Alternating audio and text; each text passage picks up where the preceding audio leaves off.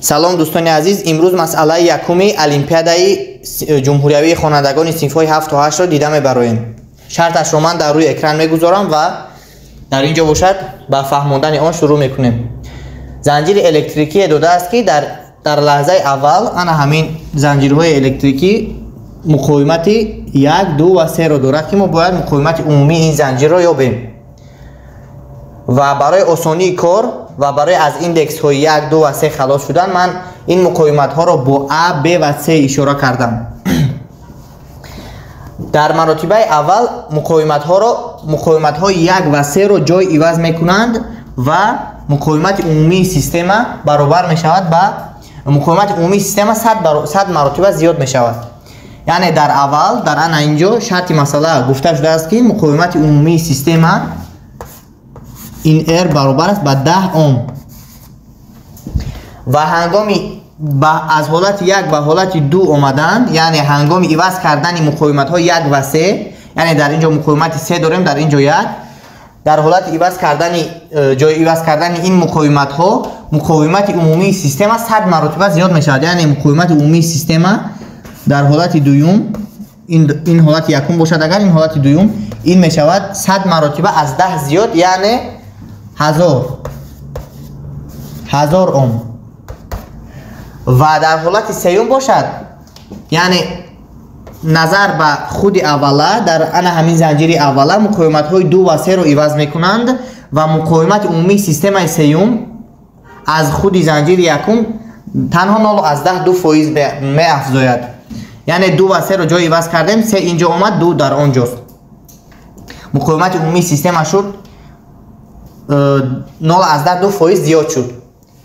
پس برای انا همین سه حالت ما مقاومت عمومی سیستم را نوشته میتوانیم. برای حالت یکم مقاومت عمومی سیستم ما این دو تا A و B پارالل یک جای مقاومت عمومی آنها با 3 پای در پای می باشد. پس مقاومت عمومی A و B این می شود AB تقسیم A جمع B و جمع مقاومت C این می شود 10 اوم. یعنی در حالت اول خود سیستم در انا همین شکل قرار داشت، خود زنجیر در انا همین نمود جایگیر بود. اکنون در حالت دوم در جای 1 در اینجا ما داریم 3 و 2، یعنی مقاومت های در اینجا مقاومت B، در اینجا مقاومت C، در اینجا مقاومت B، ولی A و B یعنی A و C جای عوض کردند، A و C آنها جای عوض کردند. در حالت سوم A در جای خود می ایستد ولی C با B جای عوض میکنند. پس در اینجا در حالت دوم ما C و B پارالل و یک جای آنها با A پای در پای می باشند. پس BC تقسیم B جمع C جمع A برابر است به 1000 اوم، یعنی 100 مراتب زیادتر، 1000 اوم. و حالت سوم باشد مقاومت های A و C پارالل بود و مقاومت عمومی آنها با مقاومت B پای در پای می باشد. پس می نویسیم A B تقسیم AC در اینجا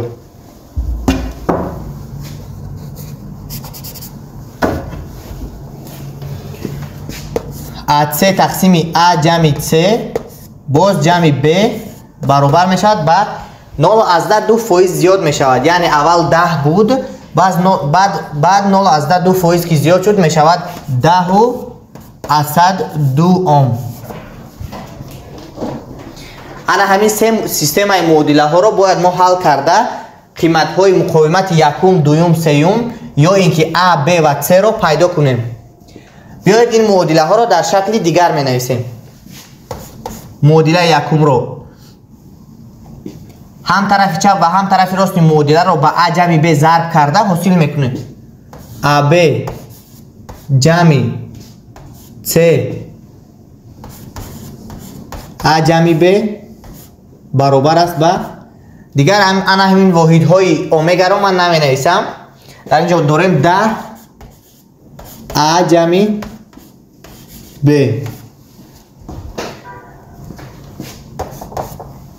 زنجیر دوم معادله دوم رو نیز هر دو طرفی هم طرف چپ و هم طرف راست معادله رو با ب جمع 3 ضرب کرده حاصل میکنیم. ب 3 جمع ا ب جمع 3 برابر است به 1000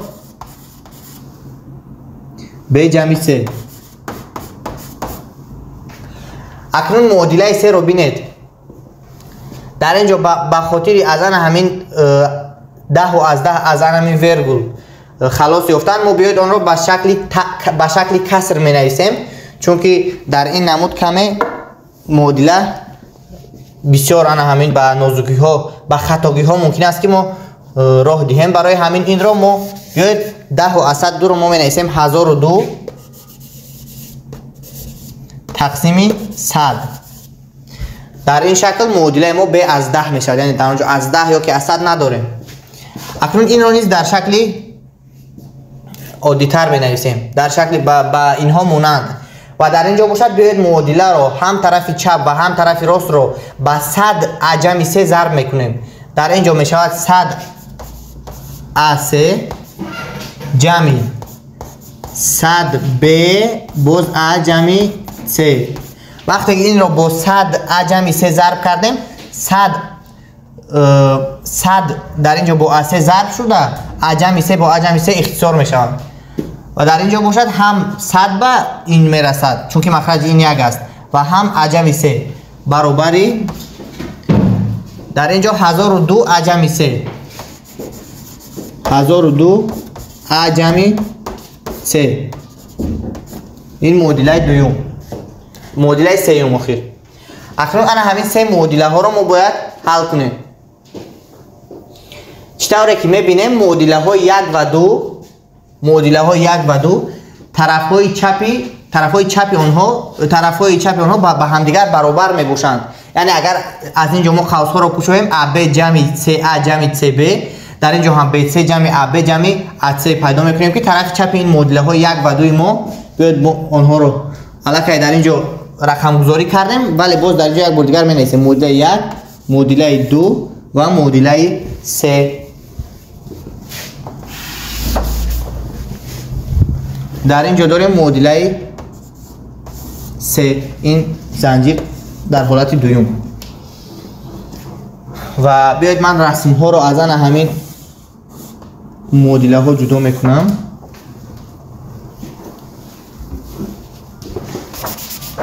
در اینجا زنجیر در حالت سوم رو نیز جدا کردم.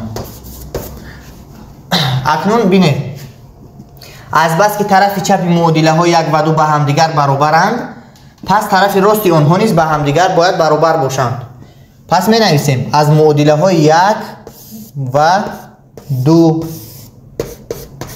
از معادله های 1 و 2 می نویسیم 10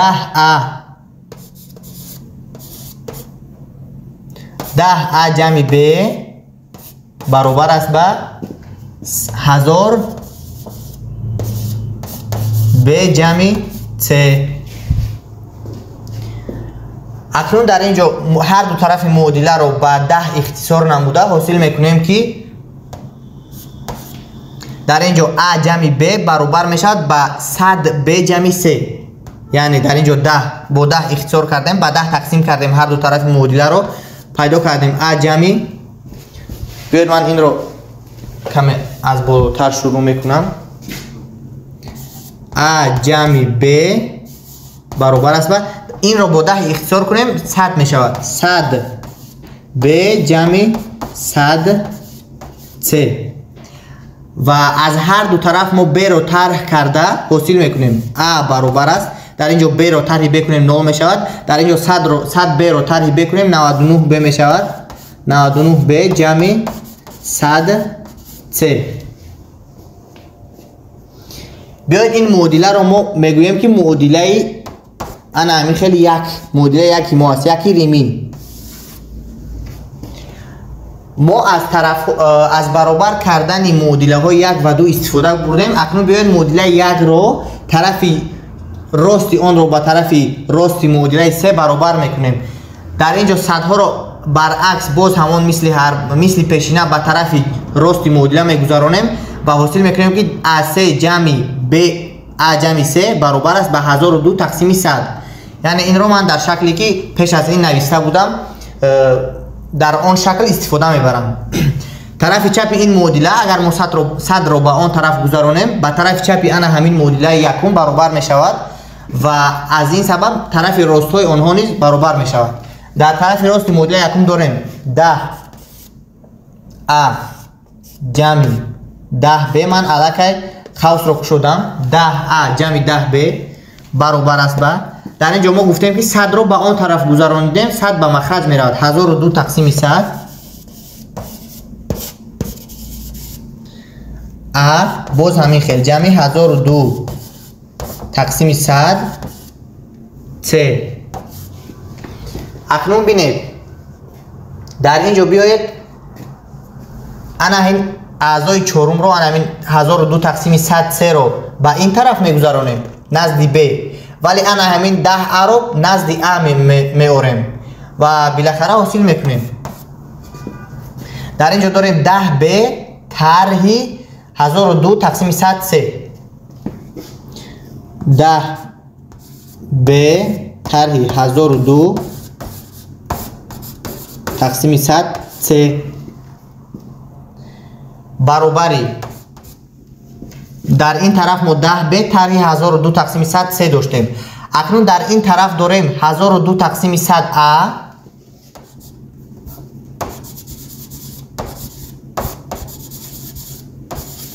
100A باز انا این 10A رو به آن طرف گذرانده حاصل میکنیم که 10A دیگر در اینجا منفی یعنی طرح 10A و اکنون اینها رو ساده کرده می نویسیم.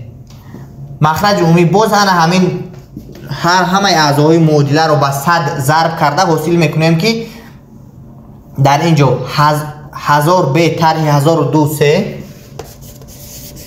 1000B طرح 1002 C یعنی ما هم طرف چپ هم طرف راست رو با 100 ضرب کرده حاصل کردیم. در اینجا 100 ما اختصار شد در اینجا 100 ضرب 10,000 شد 1000B طرح 1002 C برابر می شود و در اینجا باز 100 ما اختصار می شود 1002A طرح 1000A می شود 2A. در اینجا 1002A طرح 1000A بله می شود 2A. اکنون بیاید در جای انا همین A از فرمولای یک ریمی آورده میگذاریم. یعنی ما چیکار میکنیم؟ در اینجا در حال من اصلاح میکنم در جای A از فرمول یک ریمی ما A رو در اینجا یافتیم که A رو از معادله های 1 و 2 از برابر کردن طرف های راست آنها حاصل کردیم. انا این A ما میباشد و اکنون از برابر کردن طرف های راستی معادله های 1 و 3 ما انا این معادله رو حاصل کرده در اینجا گذاشتیم باز معادله که معادله 1 رو یعنی در اینجا داریم 2A در جای A ما داریم 99B جمعی 100C. یک بار من انا همین 2 رو با انا همین 99B و 100C ضرب کرده حاصل میکنم. 2 ضرب 99 این میشود 198B 198B جمعی 2 ضرب 100 میشود 200C. یعنی در اینجا بینید که من وابستگی بین B و C یعنی مقاومت های دوم و سوم رو حاصل کردم. من میتوانم B رو با واسطه C اشاره کنم از اینجا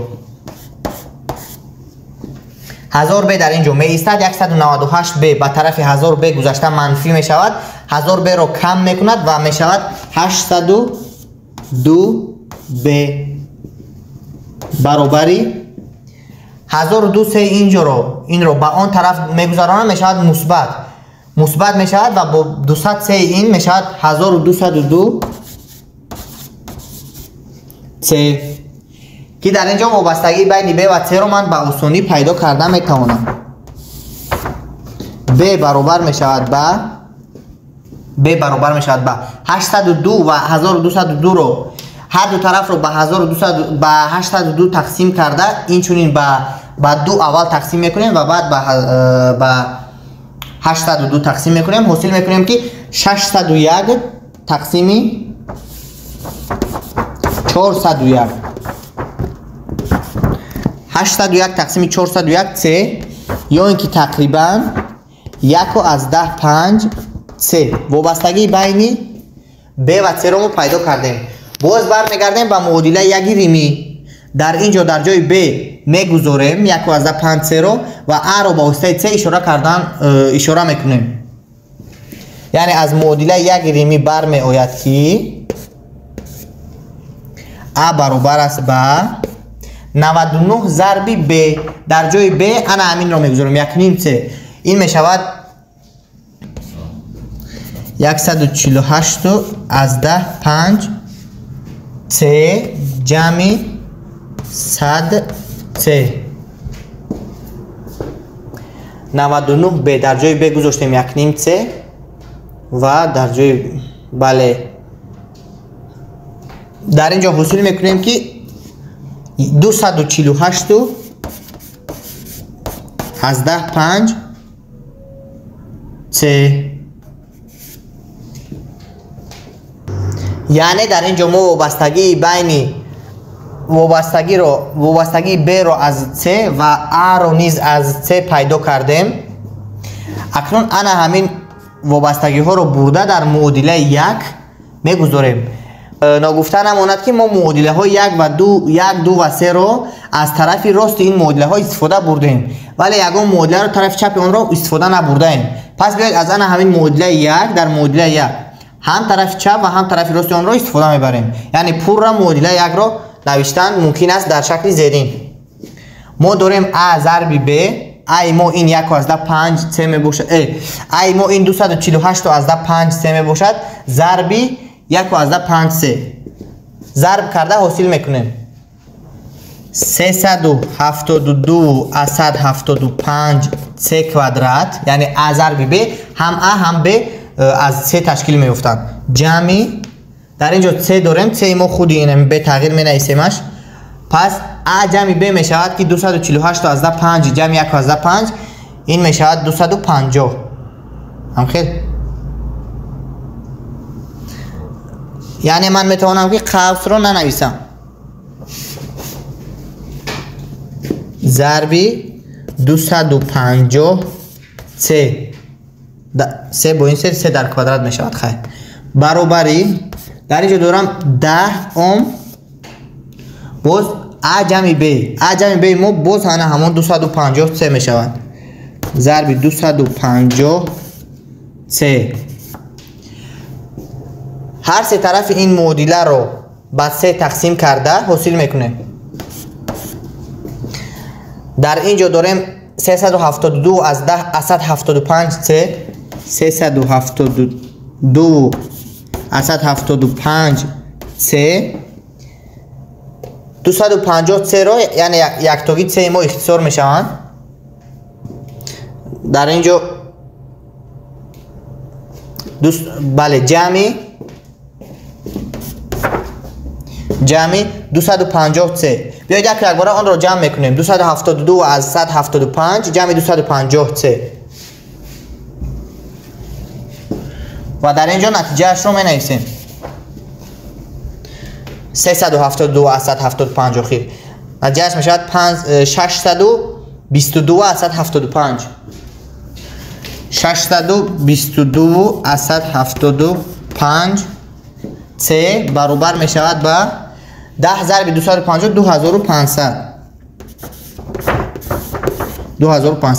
و از اینجا C رو ما میتوانیم پیدا کنیم. C برابر می شود C این قیمت مقاومت سیوم می باشد 2500 تقسیم 622 از 175 ohm برابری تقریبا این را 4 ohm نوشتن ممکن است. یعنی در اینجا ما قیمتی تقریبی میگیریم تقریبا 4 ohm. اکنون قیمت های B و A رو با آسانی پیدا کردن ممکن است. B ما برابر می شود با 1/5 ضرب 4 می شود تقریبا 6 ohm و A ما باشد برابر می شود با 248 از 5 ضرب 4 تقریبا با 1 کیلو اوم برابر می شود. یعنی اون رو تقریبا 1 کیلو اوم گرفتن ممکن است. بله تقریبا با 1 کیلو اوم برابر میگیریم. این بود جواب حل پوره مسئله یکمی خوانندگان صنف‌های 7 و 8 المپیادای خوانندگان صنف‌های 7 و 8 یعنی مقاومت های 1 2 3 ما این 4 اوم 6 اوم و 1 کیلو اوم می باشند. دوستان عزیز میگذاریم به حل کردن مسئله دومی المپیادای جمهوریوی خوانندگان صنف‌های 7 و 8 و البته من شرطش رو در اینجا میگذارم. میتوانید شرطش رو نوار رو پاوز کرده شرط آن رو به حضور خوانید و ما باشد به قسم حل آن میگذاریم. پیش از این میتوانید شما یک بار نوار رو پاوز کرده خودتون به حل کردن همین مثال یک بار کوشش کنید که میتوانید یا که نه. و من باشد در اینجا شرطش رو علاقه دوده ها رو ترتیب دادم و یک رسمی برای فهموندن تصویر کردم. یک رسمی رو تصویر کردم. میگوید که دو پیادهگر هست که آنها با استقبال یکدیگر با سرعت‌های A و B حرکت میکنند. هنگام مسافه بین آنها با 800 متر برابر شدن در بین آنها یک سگ است که از پیادهگرد A به پیادهگرد B به نزد پیادهگرد B با سرعت دائمی V0 حرکت میکند. همین خیلی به نزد پیادهگرد B میرود باز اومده به نزد پیادهگرد A همینطور تا وخوری این پیادهگردان سگ به حرکت خود ادامه میدهد. ما باید مسافه پوره طی کرده سگ را در تمام وقت حرکت پیادهگردان یابیم. اول مسئله رو مشکل فکر نمیکنیم و بیاید وقتی وخوری پیادهگردان رو میابیم. یعنی وقتی رو میابیم که پیادهگردان با یکدیگر از همون لحظه اول که مسافهشان 800 متر بود تا لحظه که اونها و میخورند چقدر وقت سپری میشود ما آن رو میابیم. سرعت نسبی پیادهگردان برابر می شود از بس که آنها با استقبال یکدیگر حرکت کرده ایستادند. یعنی می شود VA جمع VB.